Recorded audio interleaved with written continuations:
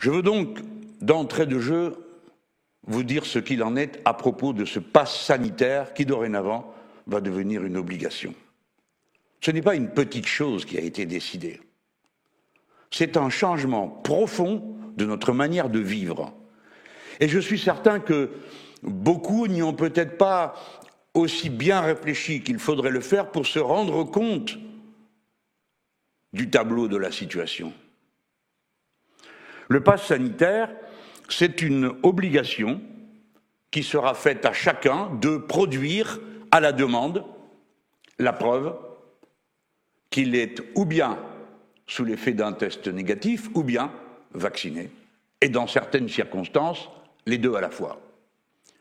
Mais à partir de la rentrée, le test, lui, ne sera plus remboursé, tant et si bien que vous n'aurez le choix qu'entre la vaccination ou des dépenses qui ne sont pas à la portée de tout le monde. En effet, si l'on regarde combien coûte aujourd'hui un test, lorsqu'on le demande aux touristes, par exemple, qui entrent en France, il y en a pour 49 €.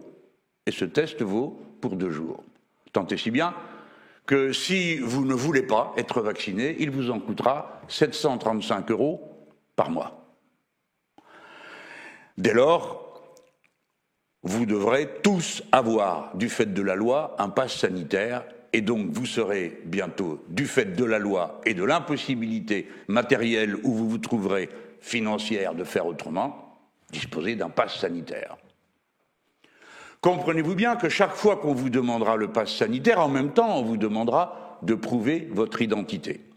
Si bien que tous ceux qui croient qu'ils vont dorénavant vivre une vie normale, parce que l'obligation du vaccin libérerait de toutes les contraintes, des gestes barrières et des autres obligations, que ça donnera la liberté d'aller et venir, c'est tout le contraire qui va se produire.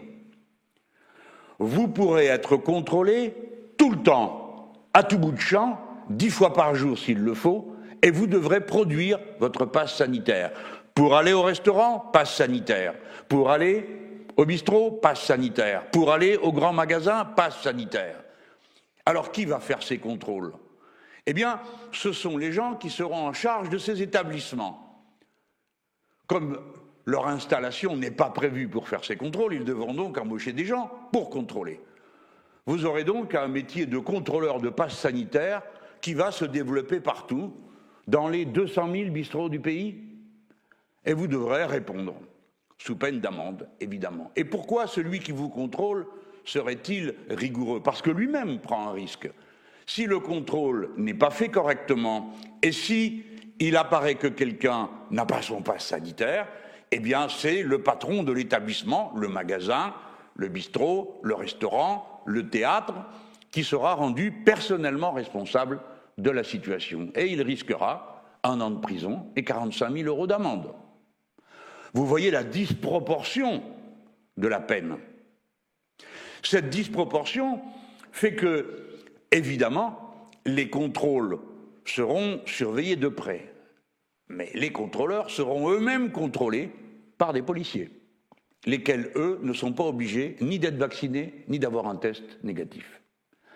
C'est l'absurdité, mais c'est surtout, et par-dessus tout, une restriction considérable des libertés, un dressage collectif qui est fait et qui pousse chacun à se sentir obligé à tout moment de dire qui il est, de quoi il est malade et de quoi il ne l'est pas, s'il est vacciné ou pas.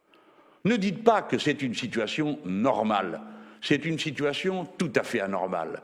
Et nous connaissons tous assez bien la France et les Français pour savoir ce qui va se passer.